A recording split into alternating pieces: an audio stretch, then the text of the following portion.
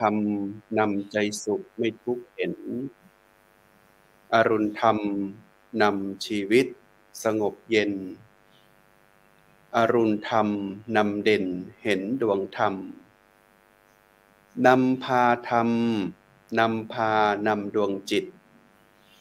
ฝึกนำคิดตื่นรู้ตามวิถีแห่งองค์พระสัมมาไร้ราคีเจริญศรีเจริญสวัสดิ์สถาพรขอกราบถวายความเคารพครูบาอาจารย์พระเถรานุเถระทุกตนทุกองค์ขอความเจริญสุขความเจริญในธรรมจงได้มีกับบรรดาศรัทธาสาธุชนญาติโยมพุทธบริษัททุกคนทุกท่านสำหรับวันนี้รายการธรรมนาวาหรือธรรมรับอรุณได้มาปะกับอาตมาภาพพระมหาอนุวัตถิตเมโทเจ้าอาวาสวัดหนองประขอตำบลป่าซักอำเภอเมืองละปูนจังหวัดละปูนซึ่งเป็นเครือข่ายของภาคีลานุปถากหรือพระอาสาสมัครส่งเสริมสุขภาพประจำวัดได้เข้ามาทำหน้าที่เป็นครั้งแรกในรายการธรรมนาวาธรรมรับอรุณผ่านทางคลื่นวิทยุคลื่นสีขาว8จังหวัดภาคเหนือตลอดจนถึงทางเครือข่ายของทำเป็นทีมซึ่งได้รับการสนับสนุนจากโครงการหมู่บ้านรักษาศีล5บูรณาการร่วมกันกับทางเครือข่ายของทางคณะสงฆ์จังหวัดเชียงใหม่คณะสงฆ์จังหวัดลำพูนตลอดจนถึงมจร.วิทยาเขตเชียงใหม่ซึ่งก็มีผู้ที่ได้รับร่วมกันสนับสนุนกันมาในเครือข่ายของทางครูบาอาจารย์ต่างพระสงฆ์ได้ให้โอกาสของอาตมาภาพได้เข้ามาทำหน้าที่แห่งหนึ่งท่านหนึ่งองค์ในการที่จะมามอบธรรมบรรณาการให้กับตังบรรดาญาติโยมสาธุชนพุทธบริษัททุกคนทุกท่านซึ่งจะปะกันในเช้าของวันจันทร์ในทุกๆสัปดาห์ที่2แล้วก็สัปดาห์ที่4ของเดือนวันนี้ก็ถือว่าเป็นนิมิตหมายอันดีเป็นวันมงคลตามเลขนั่นก็คือวันที่9กันยายน2567เป็นวันที่9เดือน9เริ่มต้นสัปดาห์ใหม่ด้วย9แห่งวันใหม่วันนั้นดังนั้นวันนี้ญาติโยมสาธุชนทุกคนทุกท่านก็ขอให้โอกาสอาตมาภาพเนาะที่ได้มีโอกาสเข้ามาทำหน้าที่เป็นครั้งแรกอาจจะมีความตื่นเต้นหรือความผิดพลาดอะไรอย่างใดก็ต้องขอสุมาอภัยล่วงหน้าโดยกันละกันในส่วนของการที่เฮาทุกคนทุกท่านนั้นได้มีโอกาสได้ขึ้นมาในเช้าวันใหม่ๆนะได้ตื่นขึ้นมาพบปะกับสิ่งที่งดงามนั่นก็คือแสงแห่งอรุณรุ่งนั่นก็คือแสงแห่งดวงพระอาทิตย์แสงพระอาทิตย์นี้เป็นส่วนของการที่จะทำเมื่อเฮานั้นได้มีชีวิตชีวาขึ้นในแต่ละวันเหมือนเป็นแสงสว่างเฮาใจแสงสว่างทั้งแสงของพระอาทิตย์หรือว่าแสงไฟฟ้าเนี่ยนำทางส่องทางในการเดินทางแต่เฮาจะใจในส่วนของธรรมะนั้นเป็นแสงสว่างในการประคับประคองชีวิตนำพาชีวิตไปดังนั้นญาติโยมสาธุชนพุทธบริษัททุกคนทุกท่านในการที่เฮาเกิดขึ้นมาแล้วนี่ญาติโยมทั้งหลายเฮาจะมาพบปะกับทุกคนหลายๆคนในโลกเนี่ยซึ่งมันเป็นสิ่งที่เฮาจะต้องได้ปะกันอยู่ทุกๆวันอยู่แล้วบ่มีใครที่จะหลีกพ้นกันไปได้ในการที่จะพบปะกันดังนั้นการที่จะพบปะกันในแต่ละวันแต่ละเจ้านั่นเฮาต้องมีการพบปะกันด้วยที่มีรอยยิ้มเนาะตลอดจนถึงมีคุณงามความดีเกื้อกูลต่อกันและกันโดยเฉพาะการที่เฮาตื่นขึ้นมาแล้วเนี่ยเฮามาฟังสิ่งดีๆตื่นมาแล้วเรามายิ้มคือกันอย่างตุเจ้าประสงค์นี่ทุกเช้าที่ตื่นขึ้นมาก็จะมาปะกันในโรงอุโบสถหรือในพระวิหารไหว้พระสวดมนต์ทำวัดเจ้ากันถามไทยสารทุกข์สุขดิบเป็นจังไดพ่องในแต่ละวันตอนค่ำตอนแลงก่อนจะหลับจะนอนก็มีการทำวัดสวดมนต์เย็นสวดโยโกห้องกันนี่คือตามวิถีของพระสงฆ์องค์สามเณรเพื่อที่จะได้ทบทวนธรรมะ ทบทวนแนวทางแห่งการใช้ชีวิตตามสมณสารูปแต่นั้นญาติโยมเขาก็เหมือนกันเวลาเขาตื่นขึ้นมาในแต่ละวันนี้ญาติโยมยิ่งเขาอยู่ในครอบครัวเดียวกันบ่ว่าจะเป็นพ่อเป็นแม่ลูกหลานพ่ออุ้ยแม่อุ้ยเนาะตื่นขึ้นมาแล้วปุ๊บนี่เขากินข้าวน้ำข้าวไงด้วยกันตลอดจนถึงตอนค่ำตอนแลงกินข้าวน้ำข้าวแลงด้วยกันอู้จากันวันนี้ไปเยี่ยการมาเป็นจะได้พ่องนี่นะอันเนี้ยเป็นสิ่งที่เราควรจะต้องได้ทบทวนด้วยกันเพราะว่ามันเป็นการสร้างคุณงามความดีตลอดจนถึงการสร้างความสัมพันธ์ซึ่งเขาจะหันสิ่งเราเนี่ยตั้งแต่อดีตเป็นต้นมาจนถึงปัจจุบันเนี่ยมันก็จะเริ่มเปลี่ยนแปลงไปตามวิธีการวิถีชีวิตที่มันเปลี่ยนแปลงกับการแข่งขันกันไปทุกอย่างเพราะว่าเชียงใหม่ละปูนเฮานี่ศรัทธาเฮาจะหันว่าโอ้มันเป็นสิ่งที่ทำให้เฮานั่นน่ะได้หันว่าวิธีการใช้ชีวิตหรือว่าวิถีของชีวิตของศรัทธาพี่น้องชาวบ้านของเฮามันเริ่มแปรเปลี่ยนไปตามสังคมแห่งกาลเวลาศัพท์ทางสังคมวิทยาเนี่ยเพิ่นบอกว่าสังคมมันเป็นพลวัตคือการขับเคลื่อนไปทุกวันนี้ญาติโยมมันขับเคลื่อนไปตึงวันเนี่ยมันมีกำลังในการที่จะทำให้เกิดการเปลี่ยนแปลงนั้นมันจะเปลี่ยนแปลงทั้งในทางที่เพิ่นเฮาว่าไปในสู่เรื่องของการพัฒนาแต่แหมส่วนหนึ่งเนี่ยเมื่อเกิดการพัฒนาแล้วเนี่ยมันก็ยังมีแหมสิ่งหนึ่งที่จะนำไปสู่เรื่องของความเปลี่ยนแปลงเพื่อที่จะไปรับปัญหาพัฒนากับปัญหาเนี่ยมันเป็นสิ่งที่กู้กันอยู่ละปัญหานั้นอย่างหนึ่งที่เฮาหันในตึงวันนี่ก็คือความเปลี่ยนแปลงทางสังคมในญาติโยมโดยเฉพาะสังคมที่เปลี่ยนแปลงไปด้วยเรื่องของวัตถุเนี่ยวัตถุนิยมเข้ามาแทนที่แต่สิ่งที่สำคัญเฮาก็ยังหันว่าเมื่อมีสังคมวัตถุเข้ามาแทนที่เนี่ยจิตใจของมนุษย์คนเฮาจิตใจของพี่น้องศรัทธา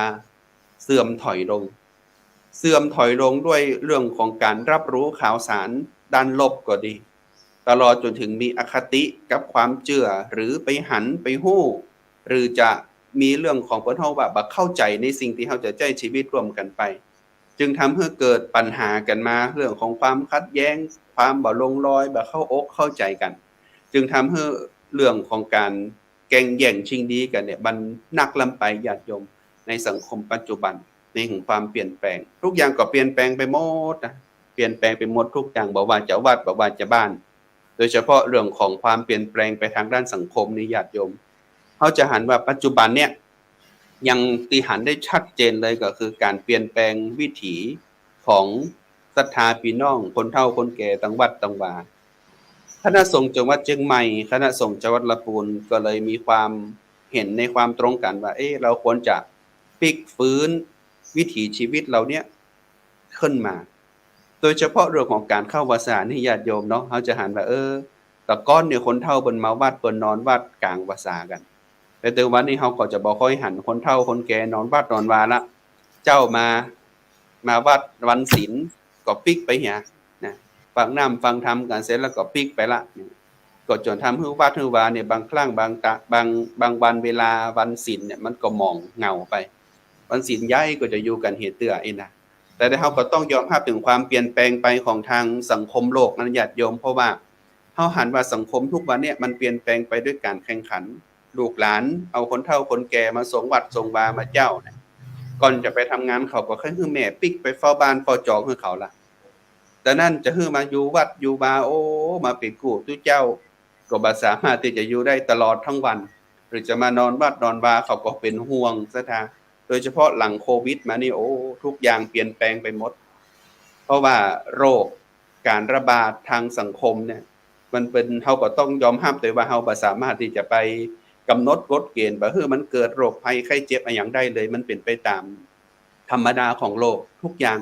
มันจะต้องปะกันจะญาติโยมดังนั้นเฮาต้องยอมรับเรื่องของการเปลี่ยนแปลงให้ได้แต่เฮาจะต้องยอมรับอย่างไรให้เฮามี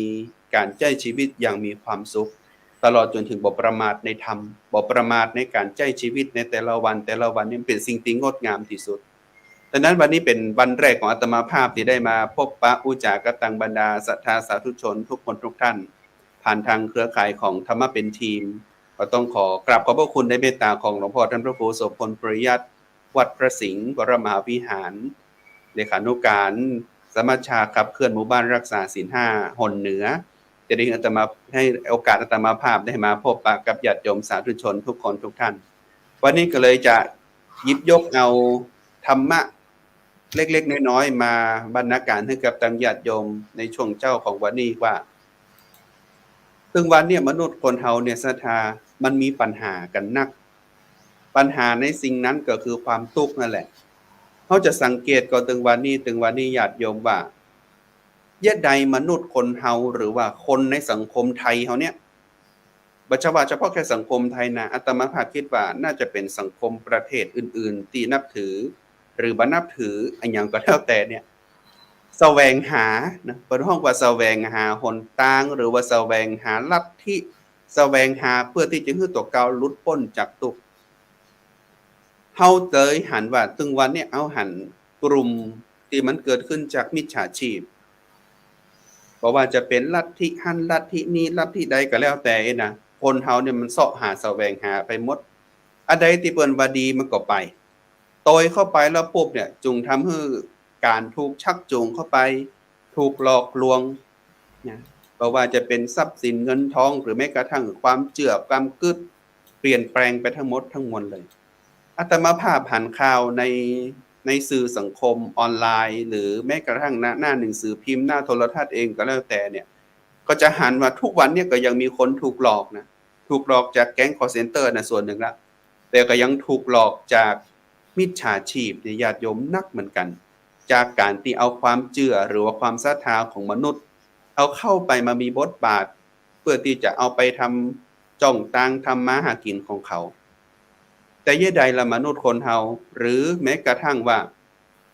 เฮาทั้งหลายตึงมดตึงมวลเนี่ยเสาะแสวงหาเหล่านั้นเนี่ยมันจึงมีคำว่าสายมูเตลูจากวัดจากวาของนั่นก็ดีว่าเป็นอย่างนะบ่ว่าจะเป็นในส่วนของเปิ้นฮ้องว่ารูปปั้นรูปเหมือนสิ่งศักดิ์สิทธิ์ต่างๆนานาที่ใครว่าดีก็ไปหมดอันนั้นก็เป็นสิ่งที่เฮาได้หันว่าคนแสวงหาเพื่อที่จะให้เกิดการหลุดพ้นหรือว่าอยากจะให้มีแหมส่วนหนึ่งเนี่ยก็เข้าไปกับลัทธิที่หลอกลวงนักหลายเพราะอย่างญาติโยมทั้งหลายก็เพราะว่าเฮาต้องการที่จะหลุดพ้นจากความทุกข์เพราะเฮาคิดว่าถึงวันนี้มันมีความทุกข์นักนะแต่พระพุทธองค์ของเฮาเนี่ยหันทุกข์มาตั้งแต่สมัย 2,600 กว่าปีที่ผ่านมาแล้วญาติโยมสิ่งแรกสิ่งที่สำคัญที่สุดที่พระพุทธองค์สอนในพระพุทธศาสนาในการประกาศพระศาสนาเนี่ยพูดถึงเรื่องทุกข์นี่แหละอิทังทุกขังอริยสัจจังนี่นะในอริยสัจธรรมทั้ง4ประการเนี่ยทุกข์เป็นสิ่งที่สำคัญที่สุดเมื่อไรที่เราเห็นทุกข์ในญาติโยมเขาจะหันว่าสิ่งเหล่านั้นเนี่ยมันมามีบทบาทนักที่สุดในการใช้ชีวิตของเฮาเลยหากว่าเฮาหันทุกข์เนี่ยพระพุทธองค์เพิ่นมองว่าทุกข์ถ้าเฮาหันเนี่ยเฮาจะหันเหตุของมันเมื่อเฮาหันเหตุของมันแล้วเฮาเนี่ยจะนำไปสู่วิธีการหรือวิธีการที่จะทำให้พ้นทุกข์ได้บางคนติดปะปัญหาบางคนติดปะทุกข์นี่ญาติโยมมักจะโทษสิ่งที่อยู่รอบข้างทั้งหมดเลยบ่โทษสิ่งที่ทำให้ตัวเก่านั้นทำเองนะเพราะว่าปัญหาทุกอย่างนี่ญาติโยมความทุกข์ทุกอย่างเนี่ยมันบ่ได้เกิดขึ้นจากธรรมชาติหรอกมันเกิดขึ้นจากชีวิตของมนุษย์คนเฮาเองเกิดจากการใช้ชีวิตของเฮาเองที่เฮานั้นแสวงหาทุกข์เข้ามาเพราะอย่างญาติโยมเกิดก็เป็นทุกข์เมื่อเกิดขึ้นมาแล้วจะทำยังไงให้ชีวิตมีอยู่ก็ต้องเสาะต้องแสวงหาต้องเสาะต้องแสวงหาทุกอย่างทุกสิ่งบ่ว่าจะเป็นเรื่องของอาหารการกินเสื้อผ้าเครื่องนุ่งห่มที่อยู่อาศัยปัจจัยทั้ง4เนี่ยถ้าบ่มีก็เสาะหาแสวงหามาก็ทุกข์นะญาติโยมบางคนเกิดมามีพร้อมหมดทุกอย่างแต่เปิ้นบ่พอก็ยังเสาะแสวงหาแหมจนทุกข์นั้นเข้ามาทังถมเข้ามาในชีวิตสุดท้ายแล้วปุ๊บญาติโยมเมื่อบ่มีแสวงหาไปกู้หนี้ยืมสินทุกข์ก็บังเกิดขึ้นล่ะแต่ยะใดล่ะที่จะหมดปัญหาเหล่านั้นก็มองว่ามันทุกข์เหลือเกินนะมันทุกข์เหลือเกินทุกอย่างทุกสิ่งในการใช้ชีวิตของเฮาเนี่ยดังนั้นพระพุทธองค์จึงมองว่า สิ่งที่ให้เราใช้ชีวิตอย่างมีความสุขที่สุดก็คือให้มองหันทุกข์ของตัวเก่านี่แหละทุกข์อันเป็นธรรมดาที่มนุษย์คนเราจะปะกันทุกข์ในที่นี้มี2ประการคือทุกข์ประจำกับทุกข์จรทุกข์ประจำนั่นก็ได้แก่ความเกิดเนาะแม้ความเกิดก็เป็นทุกข์นี่แหละแม้ความแก่ก็เป็นทุกข์แม้ความเจ็บก็เป็นทุกข์แม้ความตายก็เป็นทุกข์เนี่ยเกิดแก่เจ็บตายมันเป็นสิ่งที่เราจะต้องปะพบเจอกันทั้งหมดทั้งมวลทุกสรรพสิ่งในมนุษย์โลกนี้ญาติโยมทั้งหลายชีวิตของมนุษย์คนเฮาเนี่ยปะกับความทุกข์เหล่านั้นยิ่งปัจจุบันนี้สังคมที่มันเปลี่ยนแปลงไปเนี่ยเราจะต้องเข้าใจทุกข์นะว่าสิ่งเหล่านั้นมันคือความทุกข์และเราจะบ่ประมาทในชีวิตของเราจะเข้าใจว่าอ๋อมันเป็นทุกข์มันเป็นปัญหาเมื่อมีปัญหาเกิดขึ้นแล้วเราจะต้องถามตัวเก่าว่าสิ่งเหล่านั้นน่ะมันเกิดขึ้นจากใครมันเกิดขึ้นอย่างใดเราจะล่นโต้ยหาปัญหาเราจะรอให้ปัญหาเข้ามาทำลายเราหรือไม่อย่างไรแค่นั้นเองญาติโยมอันนี้คือทุกข์ประจำที่เราจะต้องปะนะเกิดแก่เจ็บตายประการถัดมาคือทุกข์จรคือทุกข์ที่เข้ามาอยู่กับเราแล้วเนี่ยญาติโยมเข้ามาชั่วครั้งชั่วคราวแล้วก็ไปเช่นความฟุ้งซ่านรำคาญใจความคับแค้นใจความคับแค้นกายความไม่สบายกายความไม่สบายใจความปรารถนาสิ่งใดบ่ได้สิ่งนั้นมันเป็นทุกข์เพียงชั่วครั้งชั่วคราวทุกข์เหล่านี้มันมีกิเลสเข้ามาครอบงำนั่นก็คือความโลภความโกรธความหลงเมื่อโลภโกรธหลงเกิดขึ้นเนี่ยทุกข์เหล่านี้มันมีเหตุของมันญาติโยมเย่ใดเขาถึงอยากจะได้เย่ใดเขาถึงอยากจะมีก็เพราะว่าสิ่งที่เขาหันเนี่ยอยากจะทำให้ชีวิตของเขาเนี่ยมันอำนวยความสะดวกได้แค่นั้นเองก็คือเขาย้อนไปแห่งว่าสังคมมันเปลี่ยนแปลงนั่นแหละวัตถุมันเปลี่ยนแปลงวัตถุนิยมทุกคนจะต้องอยู่กับวัตถุนิยมแล้วถึงวันเนี่ยปัจจัย4แบบเพียงพอแล้วต้องมีปัจจัยที่5เข้ามาอย่างของรถเนี่ยโทรศัพท์มือถืออินเทอร์เน็ต Wi-Fi ทุกอย่างโดยเฉพาะละออนเขานี่นะญาติโยมเนาะเขาจะหันว่าละออนเขาถึงวันเนี่ยก็ยังต้องใจในเรื่องของปัจจัยที่5เนี่ยนักเหลือปัจจัย4ก่อนนะเพราะว่าจะเป็นเรื่องของโทรศัพท์มือถืออินเทอร์เน็ต Wi-Fi นี่พ่อแม่ห้องกินข้าวมากินญาติโยมเยใดถอด Wi-Fi ออกห้องมาทันทีเลยออกห้องมาแม่พ่อ Wi-Fi มันยังดับไปเห็นน่ะเนี่ยสังเกตพอเพราะว่าเขาบาหันถึงความสำคัญของการใช้ชีวิตที่เป็นปกติละสิ่งเหล่านี้เขาอยู่กับวัตถุนิยมดังนั้นญาติโยมทั้งหลายวิธีการที่จะทำให้เขาใช้ชีวิตอย่างมีความสุขเขาต้องเข้าใจทุกข์หรือเข้าใจปัญหาชีวิตของเขาก่อนถ้าหากว่าเขาเข้าใจปัญหาชีวิตของเขาละเขาจะเข้าใจปัญหาหรือความทุกข์ของคนอื่นได้โดยเฉพาะธรรมดาเลยในญาติโยมแค่ครอบครัวของเขานี่แหละอาตมาภาพเคยอู้กับโยมป่อโยมแม่ตลอดว่าเวลาเฮาที่จะแสวงหาความสุขเข้ามาให้ในครอบครัวของเฮาในญาติโยมบ่ต้องไปแสวงหาความสุขจากปากพี่น้องเจ้าบ้านบ่ต้องไปแสวงหาความสุขจากคนที่จะมองว่าเฮาว่าดีเฮาเด่นนะหรือว่าจะมาชมมาเชยเฮาเนี่ยบ่จำเป็นเลยญาติโยม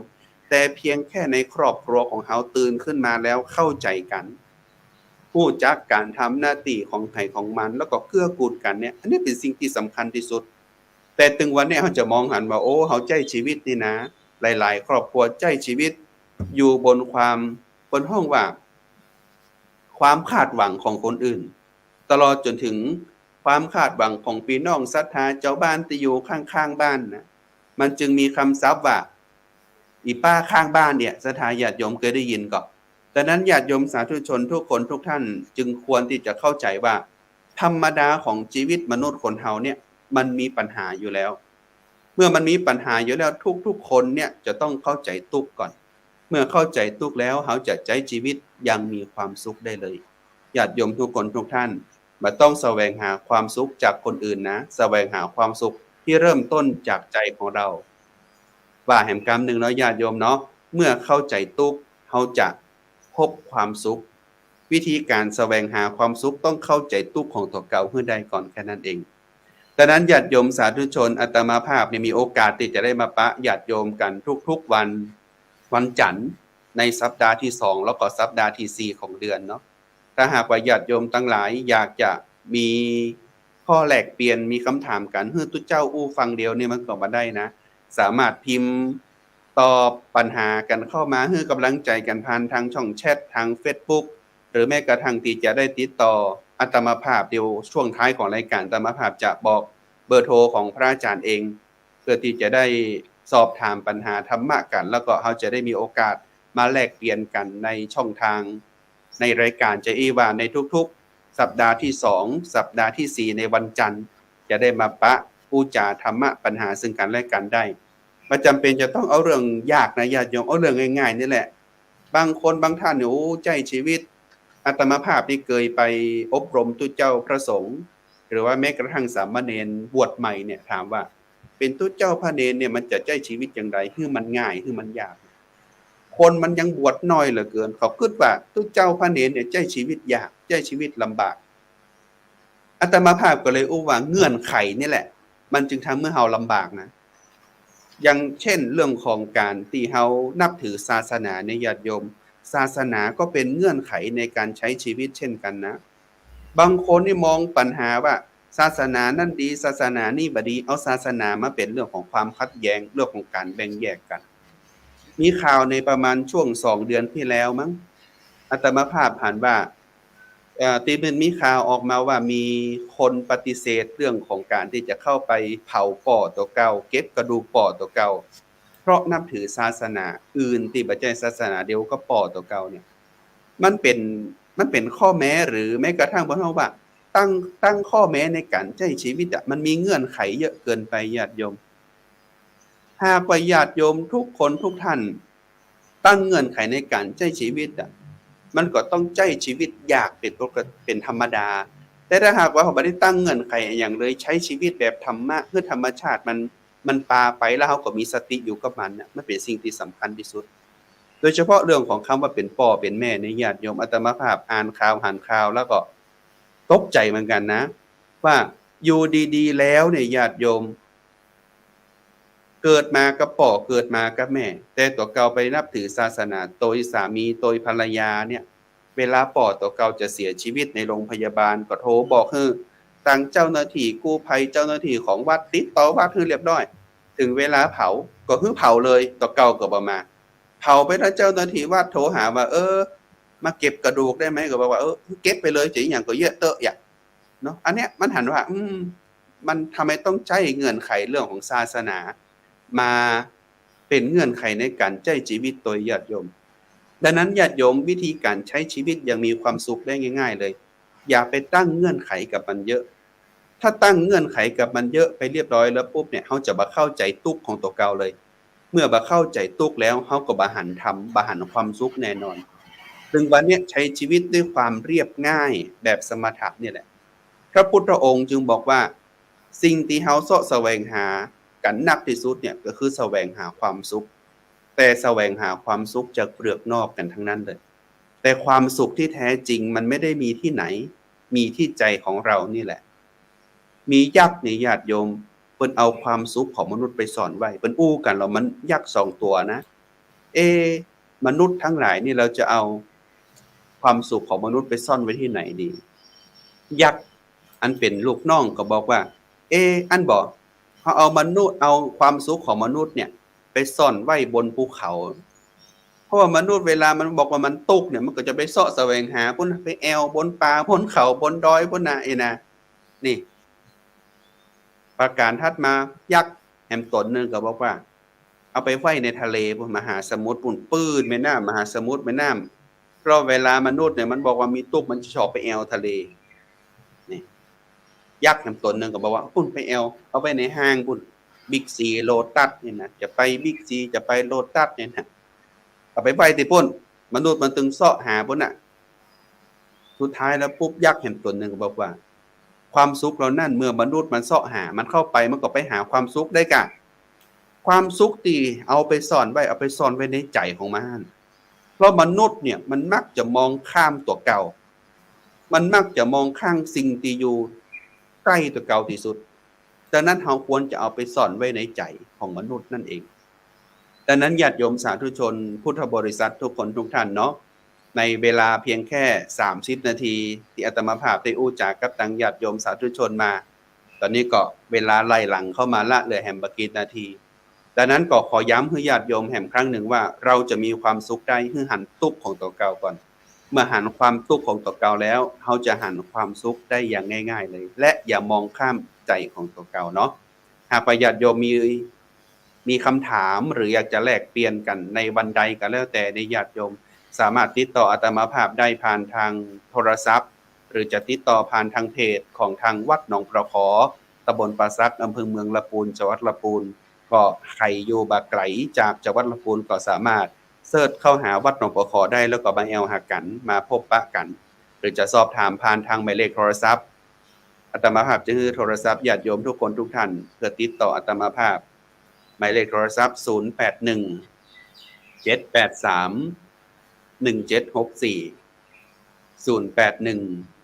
783 1764สำหรับวันนี้อาตมาภาพก็ขออนุโมทนาขอบคุณกราบขอบพระคุณในเมตตาของคณะสงฆ์จังหวัดเชียงใหม่ท่านอาจารย์หลวงพ่อท่านพระครูโสพลปริยัติที่ได้ให้โอกาสอาตมาภาพได้มาพบปะกับตังญาติโยมสาธุชนทุกคนทุกท่านตลอดจนถึงโครงการหมู่บ้านรักษาศีล 5โครงการธรรมนาวาของ